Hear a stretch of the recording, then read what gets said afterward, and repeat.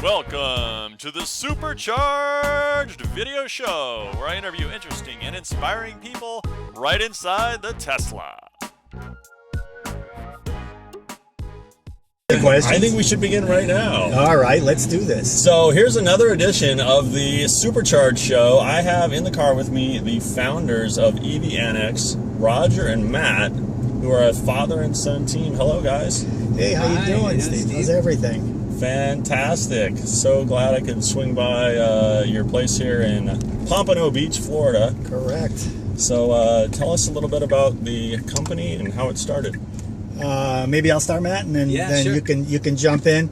You know, we're kind of a atypical Tesla owner crew in the sense that we've been around for a long time, actually before the car even came out. And when I saw the car down in Miami, the Alpha prototype actually, which was candy apple red and really slick, I decided I had to have the car, so I got on the list. The Alpha prototype, by the way, interestingly, had a center console, which is kind of interesting. It was on a Mercedes-Benz chassis. Really?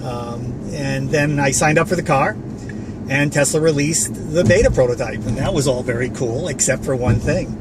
It didn't have a center console. Now, center console isn't all there is about a car, certainly. I love the tech. I love the styling. I love the fact that it was an electric vehicle, but I wanted a center console. So I began posting on the forums, on Tesla Motor Club, on Tesla, the Tesla forum itself, saying, dudes, you gotta have a center console.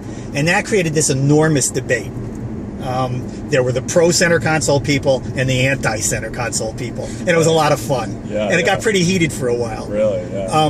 But eventually, out of all that debate, people kept coming up with ideas, and everybody who was pro center console said, that's a great idea, you know, they ought to do it. And I kept saying to Tesla, you got to do it. Radio silence from Tesla. Nothing. So I got pissed, and I said, all right, let me just draw up a little stick figure model, because I have a background in engineering, so I know a little about design. And I drew up the model and posted it on the web, and people began arguing again. It sucks, it's great, blah, blah, blah. Got a lot of feedback. Did another model. This one a little bit more detailed. Same kind of thing happened. There were the people who loved it, the people who hated it, etc., etc. Kept saying to Tesla, look, I'm not an automotive interior designer, don't know anything about it, but you really ought to do a center console, or at least have a center console as an option. Sure. Radio silence. Nothing. So I said, damn it, I'm going to actually build one. So I took some aircraft foam, just some foam modeling stuff, and created a little foam model.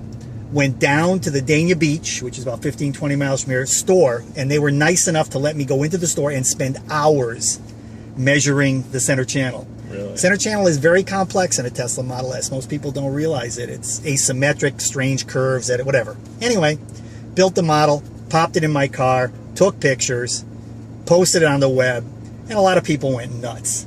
They said, that's pretty cool. Right. Why don't, if you're going to build one, and I said, I don't want to do a company. You know, I was semi-retired at the time. I said, look, I just want to build one for myself. And people started writing me privately on the forum saying, look, if you're going to build one for me too, please. Right. Sign me up. One person became 2 people, and 2 people became 10, and 10 became 50. And finally I realized we had an opportunity here. So I still figured we'd be in business for maybe 100 units, and then I'd fold our tents and go away. So we began fabricating the thing and selling it, and you know, things began to happen, and before we know it, we had this cool little company that sold not only the CCI, the center console, to a lot of Tesla owners, but also a lot of other products that Tesla needs. And Matt has been outstanding at making the company real. I'm just a lowly engineer. I just do design work. But Matt turned you know, that concept into a real business, and he deserves a lot of props for that.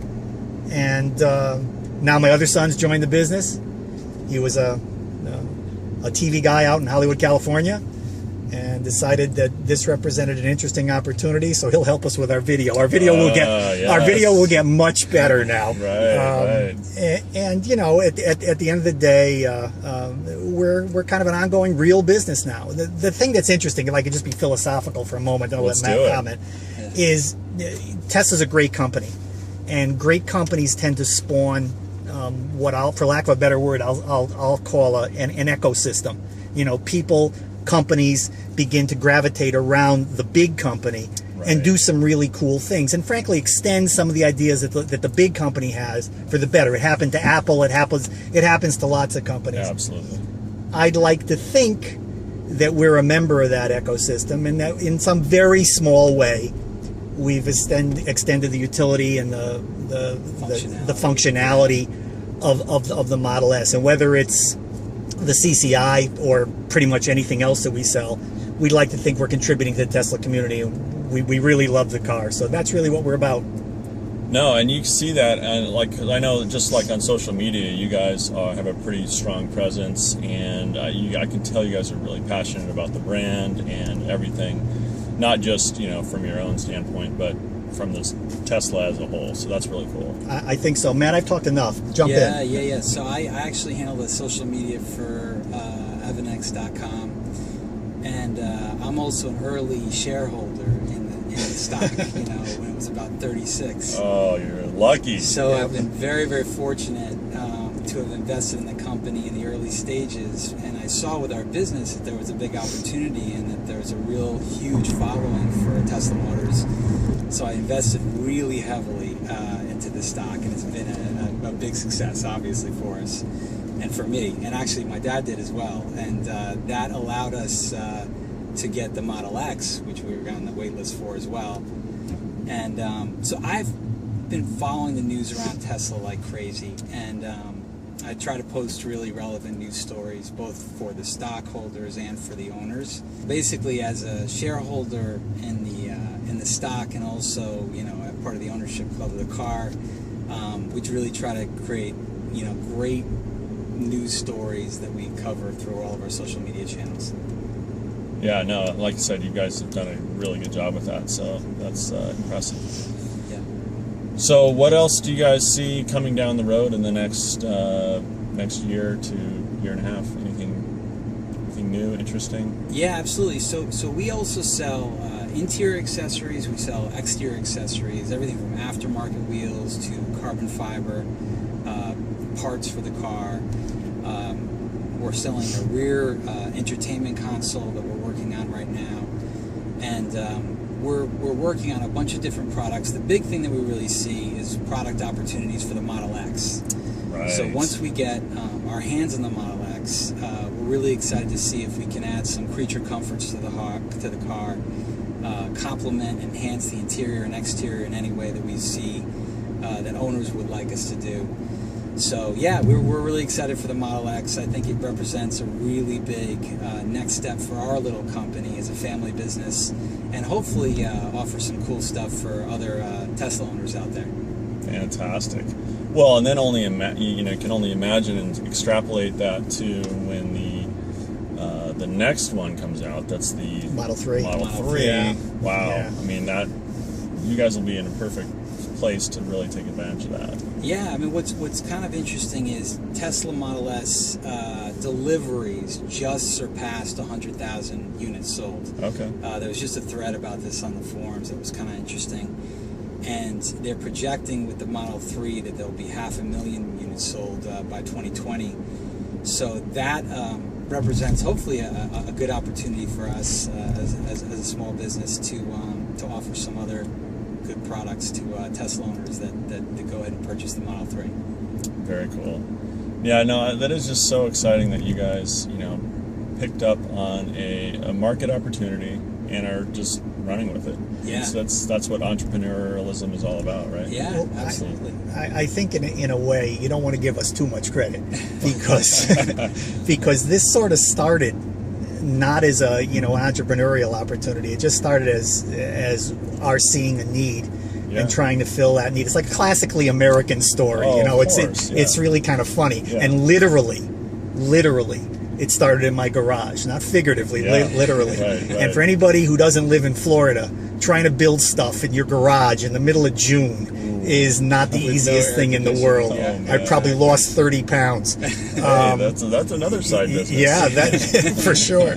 But you know, there was no intent to really grow a business out of this, particularly a viable business, an actual business. Sure. But it sort of happened, and the great thing about this country is that you can sort of do that. Absolutely. And that's what we did. So I kind of think that's pretty cool, it's worked out well so far. Yeah, and one other interesting thing is not only with the Model X, but we've had owners that have the Chevy Volt or the Nissan Leaf or the BMW i3, and they've actually approached us about having parts and accessories on their site as well. Really? Okay. So our goal is eventually to serve the broader electric vehicle market. Of course, our hearts and souls are with Tesla Motors, being the vanguard of this electric vehicle movement. But we do want to hopefully expand our offerings to be for other electric vehicle car makers as well. But for now, we are solely focused on just products and accessories for the Tesla Model S. There you go. Well, it helps to really focus on one thing, and then you can always expand from there. But if you have that core competency, that's going to be a good thing to kind of just the same thing Tesla did, right? Yeah. One product. Yeah. Exactly. Just one product and do it well. Yeah. One of the things we can really appreciate, again, compared to Tesla, to use the word microscopic is an overstatement. I mean, we're so tiny, microscopic doesn't even cover it. But let's use the word microscopic for lack of any better word. But we can appreciate, maybe more than most people, the challenges that a company like Tesla faces in effectively starting a manufacturing operation from scratch and building a really complex product. An automobile is a really complex product. Even though EVs are simpler than ICE vehicles, they're still pretty complicated. So we kind of appreciate the reasons why sometimes things don't happen on time, and sometimes promises that are made about a specific function don't quite work out the way they thought it would. It's hard. It really is hard. Even in our little microscopic world, it's hard. So that kind of gave us a new appreciation for just how much Tesla has accomplished in such a short period of time, actually. And that's also an impressive thing to think about. The EV market, I think, is going to grow dramatically over the next few years, and hopefully we're positioned properly to take advantage of that. But even if we're not, I still think it's a great thing that the market will grow. Yeah. Right.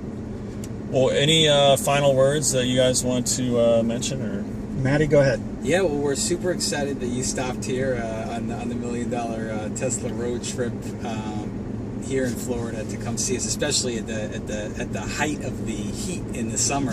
Yes. This is definitely an opportunity to use your AC to the fullest. So we really appreciate you coming up from Key West to check out our operation.